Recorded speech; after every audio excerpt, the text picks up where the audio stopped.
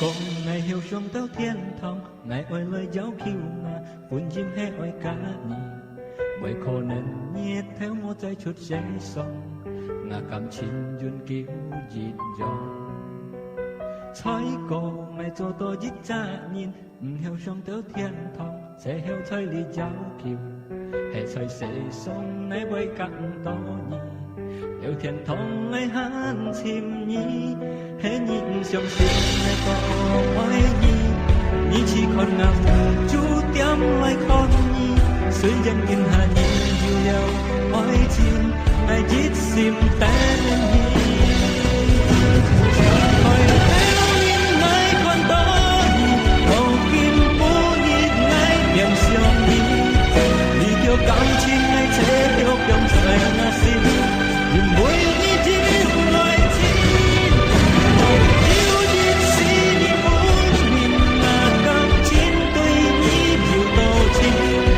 ngày đi mong trong tiếng cuốn nhìn là ngày cảm chim ngày đi mong ngã cuốn nhìn thế nhi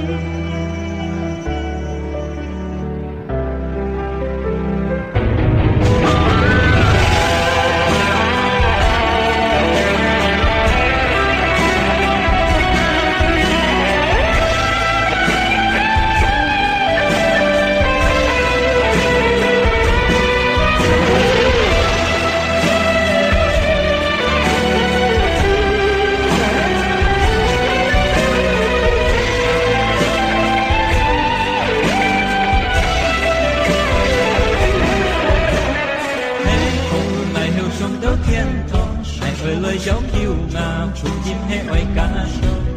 một khi sự kiện theo trái phản tố chân sẽ hiểu phi trong thói xin chủ thói cô ngày cho tôi diễn ra nhìn theo trong theo thiên thông sẽ hiểu thói lý giáo kiêu hiện tăng cải xin con tôi chín chín hay chẳng dòng lộ nhà miếng thói ngà xin đến những trong xin ngày tôi ôi nhìn nhi chỉ còn nằm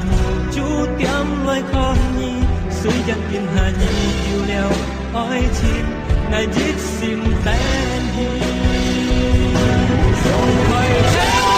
ngày con đó đầu tiên bố nhìn ngày chiều xiang nhiều đi theo cảm chín ngày thế theo trong trời nga xin để chuối đi chỉ ôi chim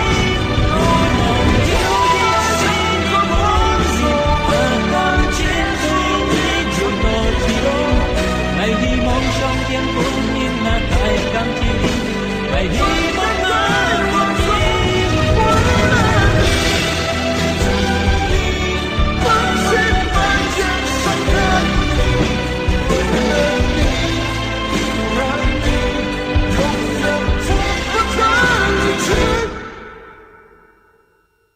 chúng khói theo liên ngay con đó nhỉ đầu kiên bố nhịp ngay tiếng siêu nhỉ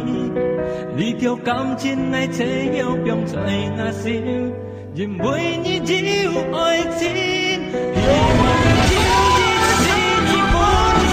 à cảm chín tôi nhỉ chiếu tờ chiếu